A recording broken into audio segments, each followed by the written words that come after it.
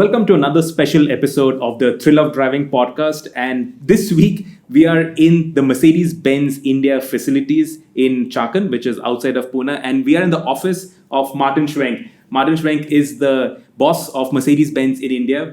It's been, 10 months since 10 you... months. 10 correct, months? Yeah. Thank you, Martin. Thank you for being on the podcast. And thank you for taking time out. I believe you were not well over the weekend. So It's fine, I've recovered now. thank you. Thanks for your time. And I believe this is the first time a boss of Mercedes-Benz in India has been on a podcast. I'm told so, yes, yeah. Martin, what's been your first experiences of India? I mean, India has to be a very, how should I say that? It's an overwhelming experience for me. Yeah, it started very strong. I mean, it's very diverse, it's complicated, it is dynamic. So I have been overwhelmed, I have to say, when I came. But in the meantime, I found it very nice and interesting. I had so many interactions with nice people. My job is a lot of fun to me, so I really enjoy it. Yeah. You've come in at quite a tough time for the auto industry, haven't you? Things aren't looking so rosy as it was. What's been your take on all of this? I mean, I should say, if you like challenges, it was exactly the right thing for me to do, to come here. Because I mean, that was, from the start, we had challenges. Yeah, I mean, at the beginning, obviously, the festive season last year wasn't that strong. So we thought about what can we do. Then we started in the year with a lot of good emotions. Yeah, we launched our V-Class very strong, very successfully. And I thought, this is taking off now. But then the entire sentiment was relatively slow. And we couldn't really live up as a company, but also as a market to the aspirations everyone had for this year. So a lot of learnings for me in the first place, learning about India, learning about our own setup, but also then about how to manage and master the current situations. India, is the policy a big challenge? Because even we see there's been a lot of policy changes and that is quite regular. Do you see that as a big challenge or your biggest challenge for India? I mean, policy can help or it can maybe not be supportive to a development of the auto industry or of a market itself. So I would think there is some elements of the policies here, and I specifically mentioned obviously our taxation and also the customs and duty structures, which are not ideal and conducive to developing rapidly the market. But on the other hand, I have to say it is our job as companies to figure out how to work in this environment and to make it happen. So I think we adjust to the policies that are out there and we live with them. So I think that's the way how you can take it. It's our job to make it happen at the end. Yeah? Is the policy the biggest challenge, or is there anything else which is like the biggest challenge that you face when doing business in India? I think you know, as much as there's challenges, there's opportunities. Yeah? And I would like to say there is opportunity in diversity in India. So it is about figuring out how to turning around the challenges into the opportunities. And I personally think there is still a huge element of opportunities because of the sheer growth potential the country itself has. Having said that, I believe our current penetration in luxury segment we have 1.3% of the entire car market, the luxury segment, has still a lot of potential in growth. So as much as I could say it's a challenge that we only have that relatively slow share as the luxury car segment in total, I see the potential growing outside of that in the future. So I'm quite positive that there's a lot of things we can achieve over time. I remember when you first came to India, our first interaction with you, your team sent us a very cool video of you as Bond, right? It just puts a manufacturer like Mercedes-Benz, where everybody assumes Mercedes-Benz to be like this very prim and proper, always suited, booted manufacturer. You're not in a suit, right? I wore a jacket today, but then I kept it aside. But it's refreshing to see that. And it's refreshing to see that you have sense of humor. So what they say about Germans not having a sense of humor, are you the exception or is that just I don't know, stereotypes are always a problem, I guess. Yeah, I mean, as much as Indians are always friendly people, Germans are not the same all over the world. Yeah, I mean, obviously, if you lived in different countries as I did, You will always adjust to some extent to the environment you're working with, but you will keep your core personality. And with that, I think I shall be fine. I think for us as a brand, we are not the how can I say? We are not the brand which is distant from everyone. We are an aspirational brand. We are a luxury brand here, but in many countries we are a premium brand. Meaning we are approachable and accessible to everyone. And that at the end means it's not our job to be stiff and stand out. It is to connect with the customers and to be where the customers are. I would like to bring some examples here. Yeah? You know, suit or tie, that's a question I often ask myself. But then it's very easy for me to answer when I travel into the country. And just recently, last week, we opened a dealership in Chakan, Odisha. And then there's a customer event in the evening. I meet the customers. And then having heavy dressing, suit and ties would feel completely out of place. When I meet these people who are very much as they are architects, they are builders, they are prominent in their society. They're just young people, they're middle-aged people, and they're very normal guys and girls, I should say. So I would feel out of place. And I believe that's our customer base as well. So as much as some people are very formally dressed, and I will find these customers as well in some pockets, there's a lot of customers, there's a lot of people who are interested in the brand who look very differently and who also we want to address and approach. You talked about being in a number of markets. Your last assignment was in China. The obvious question to ask is, how different is India from China? I mean, I usually reply to that, have you been to China? Yeah, you would say probably yes, yeah. I mean, China is very different and it's very difficult for me to compare the two countries. And I would actually not really want to go deeper into that. The market is very different, the market size is very different. The political environment and the framing is very different. However, what I found similar over the last couple of months is when you think of the people side, yeah, and that might surprise the one or other person, but at the end there is a lot of commonalities in the people. There is a lot of friendliness in the people. There is a lot of can-do attitude and a belief in the future. And that is very strong in China, and I found a lot of that also here in India. A strong attitude, yes, we can do that, and we believe in the future. And that is probably the biggest common trait I can find, which at the end will show how it develops over the years. In India, that luxury car, the pie, has remained more or less the same. And it's 4 or 5 manufacturers just fighting for a larger slice of the pie. When does that pie become bigger? When does that market grow? You mentioned that it's 1.5% of the entire overall volume of the car market. When does that grow and become slightly more significant? I think we see already now a tendency a little bit towards from a savings economy to some more spending economy.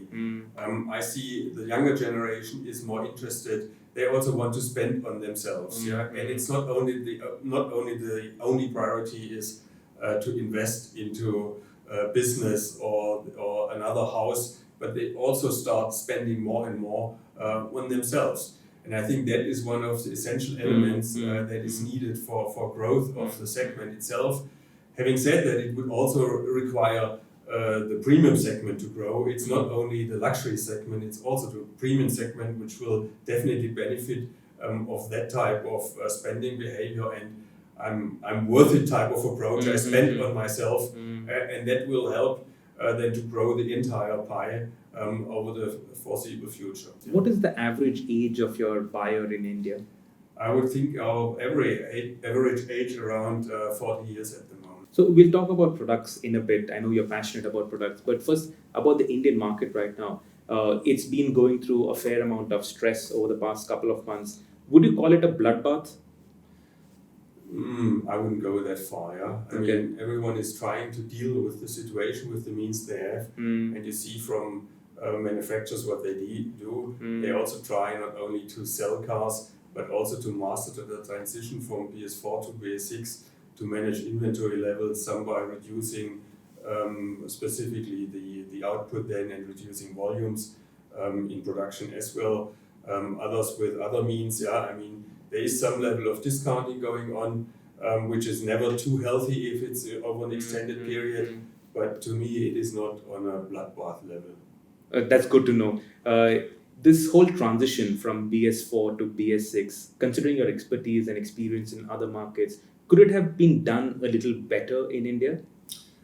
Well, I would refrain to make a statement on whether it could have been done. I mean, I was a little surprised about the timing that was given and a little bit about the transition phase. Yeah? So I think one part of it is that very strict standing to one date, which is governed by the Supreme Court, if I understand that correctly, which is probably very special, so that politics has limited ways and means to actually mitigate some of these impacts. On the other hand, a clear deadline and a clear timeline helps also to focus your activities. And with that, I think we are quite set up that everyone has the clear framework already given years ahead and time to prepare themselves to become ready.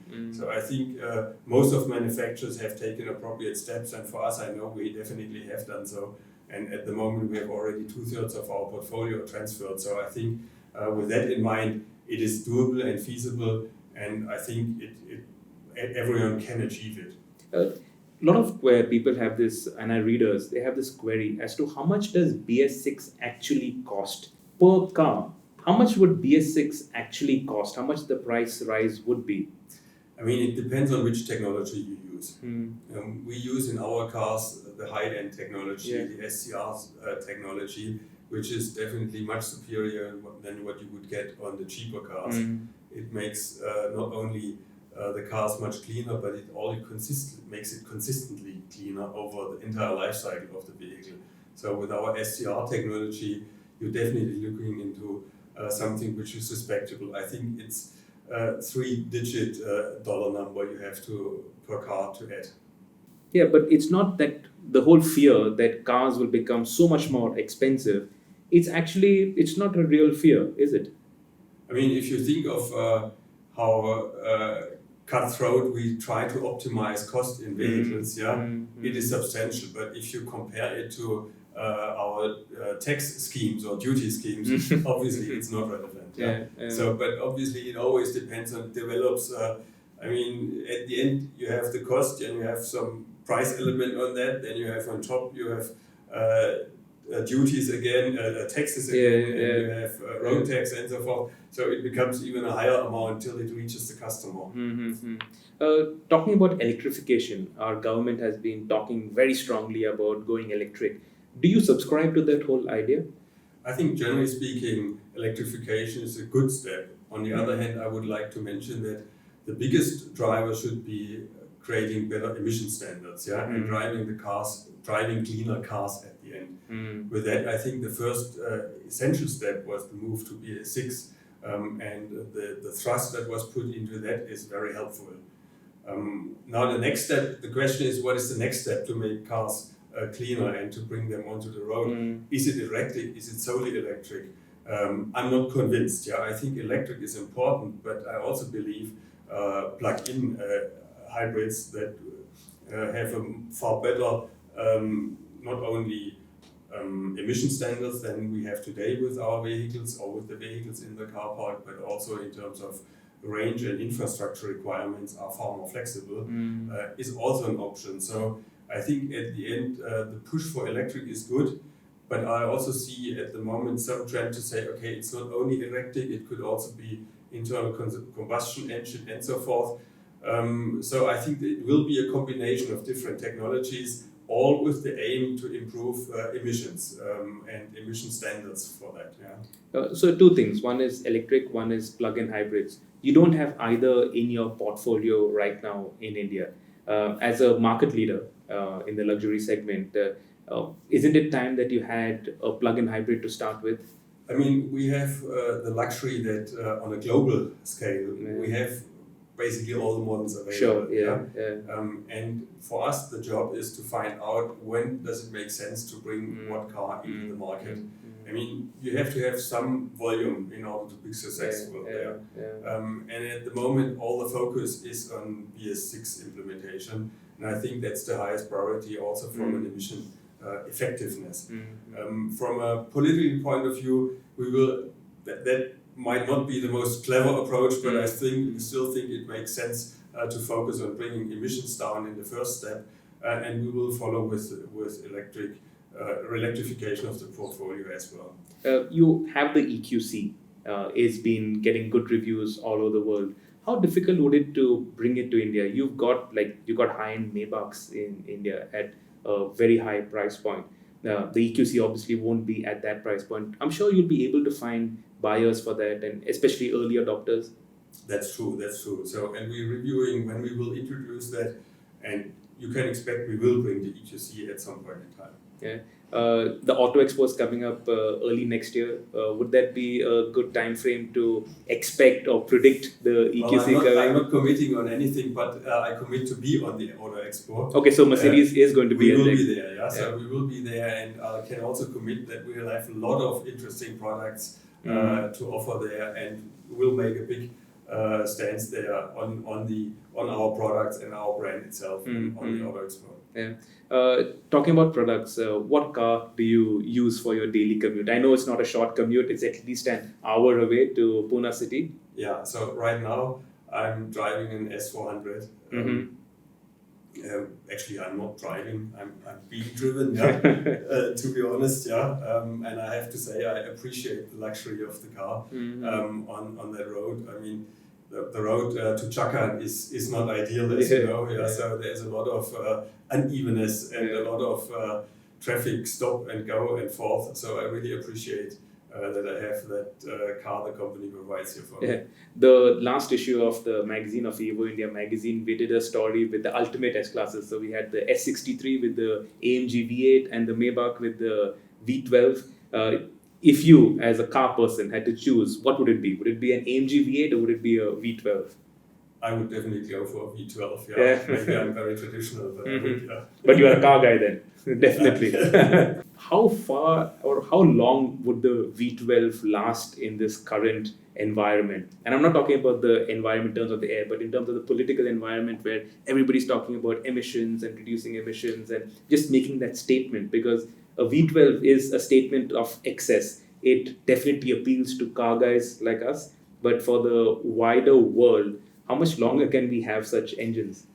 I mean, that's a political question, and for me that's very difficult to answer because sometimes political questions don't really rely on actual facts, So if you think of the engine portfolio, all our engines at the end will fall within the emission norms that are given. And with that, they will comply with whatever norm is there. So if it's on the road, it's good to be driven. And I still believe what our cars emit is much better than what many other cars do. When I just consider my daily commute out here, what I see and smell there, I don't feel uncomfortable with the car I'm driving. You were in China, and the E-Class, the long wheelbase E-Class, which India got, which had a lot of components and a lot of similarity to what is there in China. It was a masterstroke in India. I think it's the best-selling car right now in the Mercedes-Benz. It is. Accounting for how much percentage of your total volume? I wouldn't disclose that, but it is probably between 20 and 30%. So that was a definite masterstroke. Is it safe to assume that you would do the same for, say, the C-Class? No, that's not safe to assume. I mean, the E-Class has a special segment there, and I have to admit that is really a strong car. Also now with our recent refresh on the BS6, it definitely has gained additional momentum. So we can be proud of that decision. On the other hand, it is individually developed for India. I mean, there is no right-hand drive, long wheelbase car like that available. China is left-hand drive. And it is quite an effort to translate a car from a left-hand drive to a right-hand drive market, going with homologation, testings, and so forth. And that effort requires suitable volume. And as you mentioned, we have highest volume there. That is the car where we focused and we were successful. To do that in other models, we don't have any such decisions. With the GLC, that would also make sense for India, a long wheelbase GLC. You could say that in any car of the portfolio. However, we follow the global portfolio first, and China they have the long wheelbase, and that's prevalent there. On the other hand, as I mentioned, we need India development for all of that, and it is quite a hurdle to do that for smaller volumes. So amongst the recent cars that Mercedes-Benz has launched globally, we saw the GLB with the space, with the size, 7 seats. To us, it looks like a perfect fit for India. A small, compact-ish SUV, but with space for 7. It would make a lot of sense, right, for India? Yes and no. For me, hard to say. Yeah. So I won't commit on anything on that car. We got very positive feedback from the press as well. But also on the other hand, it needs to match pricing and volume conditions here. And the segment it would compete with is an interesting segment. It would be a cheaper segment, but it's still a luxury car. Yes. So it's very difficult to say at the moment whether that will be the right car for India or not. Yeah? So we will see. We get a lot of queries that why does Mercedes wait for so long before bringing your current models to India? For example, the GLE, the GLS. The GLE has been in global markets for a couple of months right now, but it's not yet come to India, and it doesn't seem like it's going to come to India this year. Why does it take so long to bring? And readers have this example that BMW, like the competitors, they bring newer cars far quicker. So why does it take that much longer? I'm not sure how it stands against competitors. I know what we are doing. I mean, one thing is if there is a new and hot model, it will go first into the markets who, for example, who produce them. I mean, GLE obviously will be first in the US before it will be here. Sometimes, and that's specifically also true, in the ramp-up situations, there is also supply constraints, and it will go first to these markets. On the other hand, we are locally manufacturing, and that's a big benefit. We have a deep integration of our cars, so we locally build the cars. We're the only luxury manufacturer who actually has not only a body shop, a paint shop, and an assembly. Yes. So the full value chain is set up here. And even your engines are assembled in India. Yes, yeah. So we do that all across. So that means most of our cars are built here in India, and that obviously has some lead times then, yeah, because then you need the new part supply you need to set up here, and that can only happen subsequently to the mother plant has actually started. But having said that, because we know that, we also have, for example, programs which we just recently released with the Wish Box, which allows a customer to take a car now and in 1.5 years to upgrade to the new model. And we offer that on the GLE and on the GLS, for example, to upgrade then onto a new model and keeping the same EMI. And it's a very interesting program I think people should look at if they hesitate to take the current model. So to just clarify that, if I were to say buy a GLE, a current GLE right now, and if the new GLE came in 6 months, 8 months, whenever, then I could upgrade to the new GLE and my EMIs would remain the same? Well, not at that point in time. It's contractually, I think it's 18 months. Yeah. Okay. But then the change would happen. Yeah, but that's a good option, absolutely, right? absolutely. So you don't have to wait for when or if the new car will come. Yeah. I think it's a very innovative solution, and we just started to roll that out 3-4 weeks ago. It's picking up quite well, specifically also on GLS customers who think, oh, can I have the new car or whatever? So I think it really makes sense to look into that. Yeah. How important is it for Mercedes-Benz to be number one in the luxury car segment in India? If you ask me personally, it's important to be number one in minds and hearts of customers. Okay. Yeah. So if you're number one there, then you could also be number one in sales. But I think it's more important at the end to be in their heart and their minds, and that you achieve by not only by selling a lot, it's by having the right customer service, being present where the customers are, being connected to the customers. I think that's what we need to achieve, and that's more important to me. Obviously, at the end, it is also a symbol of success if you sell the most. Yeah. So, and for us, where we have still a lot of business owners, a lot of people who own what they do, they also want to be successful in their business life, and then they also want to be associated with a successful brand. Yeah. And we have the strong brand, and then it makes sense also to be the strongest selling brand. I mean, that's for sure, and that helps definitely our overall image as well. Yeah. We're sitting in the Mercedes-Benz factory in Chakan. We've got a huge operation just behind us. When does AMG start getting assembled here? That's a very good question, yeah. But I'm not promising anything. But we look into everything, and that could be an option as well. Let's see. Is AMG a big enough business for you in India? Absolutely, absolutely. I mean, we have a strong follower and customership on AMG cars. Mm-hmm. They're very dedicated. They're very dynamic customers. We have in the first half year, whilst all the segments basically limped along, I should say, we had 47% growth in the AMG segment. Oh, okay. And I would assume, because we don't have final data, but I think we definitely the best-selling brand in that performance segment. Yeah. So your AMG business has grown by 46%. Yes. That's fantastic, especially in the current economic climate. Yes. What is the best-selling AMG right now? I think that's the C43. Okay. We have, so it sells quite well. Yeah. Yeah. So we're quite proud of that, and we have a lot of customers who really love the car, and they love to drive the cars. Yeah. What is your favorite car in the range? In the AMG range? In the entire Mercedes-Benz portfolio, including AMG. I mean, quite frankly, I have to say it's my S-Class. Yeah.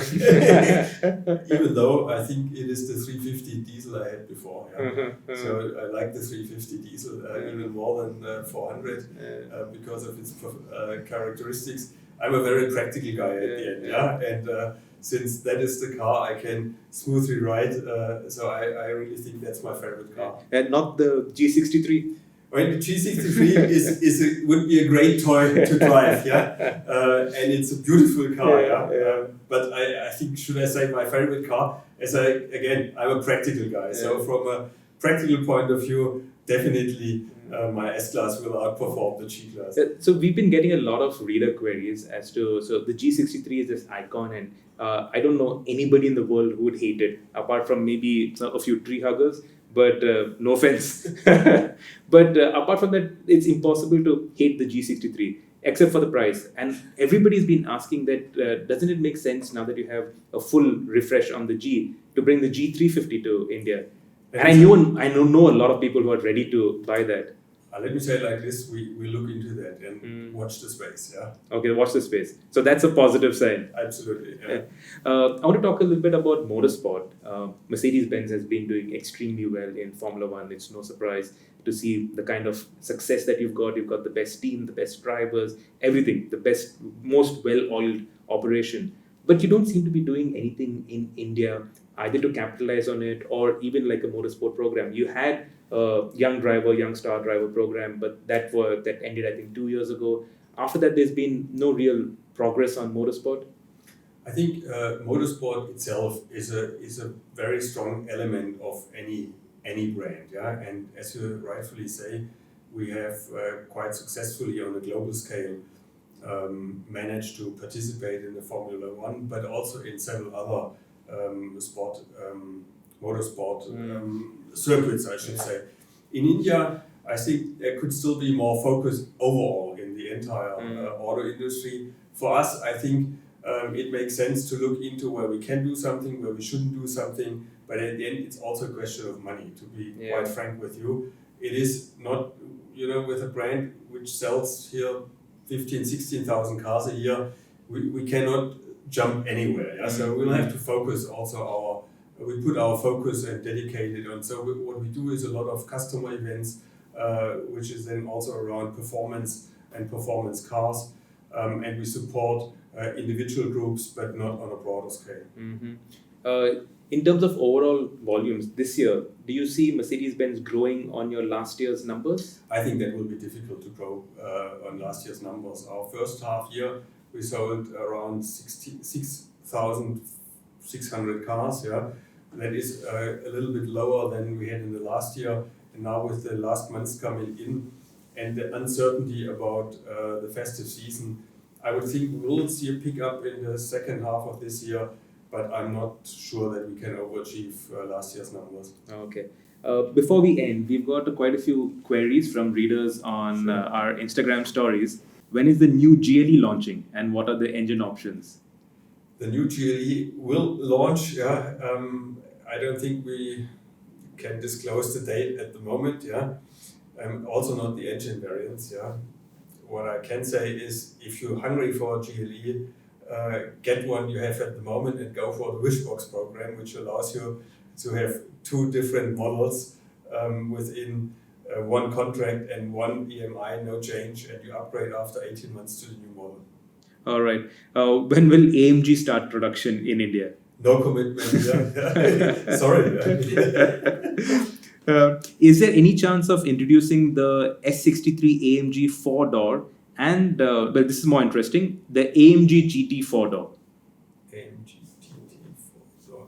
You know, for me, it's difficult to commit to future models, yeah, because that will always cause questions downstream, yeah, and also opens us up to competitive attacks, yeah. So I tend not to comment on future models. All right. In order to avoid that we get, how can I say, you don't want to lose your competitive advantage by disclosing your plans. Sure.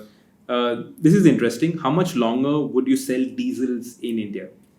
I'm very confident that we will diesel sell for very much longer. Yeah, I mean, the new diesel engines we're having now only with not only with the Bharat 6 standards, but also in future our engines at some point in time will have even better norms. They will then fulfill Euro 6D temp standards, which are even much higher standards that we will introduce in the future. So I'm confident that the cleanliness of these engines is very good, and the consumption and the CO2 footprint is much better than petrol engines. I mean, we talk here 20-25% improvement compared to petrol engine. So I'm very confident diesel has its place. I personally, as I mentioned earlier, I personally prefer a diesel from its driving characteristics on top. So I would still think in the larger car segment, it definitely makes sense to drive a diesel and have a diesel, and I'm very confident we'll have that for the foreseeable future, at least in the passenger cars. I'm not sure about small passenger cars where we see and issues already, and I think for me definitely future on diesel is green. Yeah, future on diesels is green. Yes. Electric car plans? Electric car plans, yes, we'll have. We wait for the right time, the right infrastructure, the right framework, and the customers will do. Yeah. So this is an interesting question. How does the company plan sales when things aren't going your way? Let me say it like this: planning has several components. On the one hand, we do a mid and long-term planning. We plan a strategy we want to implement, and that's based on historic data, on market forecasts, and that's how we lay out our product portfolio, our production capacity, our dealer network. So everything is in that sense. And with that, we are mid to long-term based. And that means a short-term issues we are having is not necessarily changing or won't actually change the long-term or mid-term planning. So if we assume we will have suitable growth, in India, we'll continue setting our footprint like this, like we just opened additional dealerships. So we're still very positive on the development. Obviously, on the more shorter term, when you talk short-term planning, then it's about managing your actually sales, and then it's managing your inventories, your supply chain, and then you basically evaluate based on your actual sales performance. You evaluate based on inquiries you have, all kinds of digital indicators you have, and obviously also on gut feelings, what you hear from dealers. There's a lot of interactive discussion with our dealer partners, the sales staff there, in order to figure out what is the market doing, and then we steer more on a tactical base. But that is a very different layer than from a, say, midterm plan to a very tactical operational base where you try to adjust to the current market environment. Yeah. There's somebody who wants to work with you. So want to work with Mercedes-Benz. How does somebody apply to Mercedes-Benz? I mean, usually they can send an application to our HR department and they will get back to them. So Martin, in the AMG portfolio, which is the best-selling car? Right now it's a GLE 43, yeah, we're very proudly selling. So is that the whole SUV-fication of the range? Because overall, SUVs seem to be doing much better than cars. Definitely, SUV has gained a lot of momentum here in India as well. It's the strongest growing segment also for the younger and aspirational customers. They go easier and lighter into GLEs, and then the 43 obviously is like the cherry on top here. So even in your regular range, do you see SUVs eating into the market share of sedans? I wouldn't say that. Yeah, I mean the sedan has its established customership, and as I mentioned, the E-Class is our best-selling car, and we are very strong in sedans. And there's a lot of luxury customers who actually expect a car to be a sedan. So I don't see that this will be eating into, but I see the growth in the segment and also people coming into our brand. A lot of them will choose the SUVs as a way into. So Martin, thank you very much. Okay, I really appreciate your time. Okay, thanks. Yeah. And thank you very much, and all the best for the year ahead. Thank you very much. Yeah, thanks for coming out. Yeah, I enjoyed the interview, even though I feel only like 80% on spot today. Thank you. Okay, thanks a lot. Yeah. So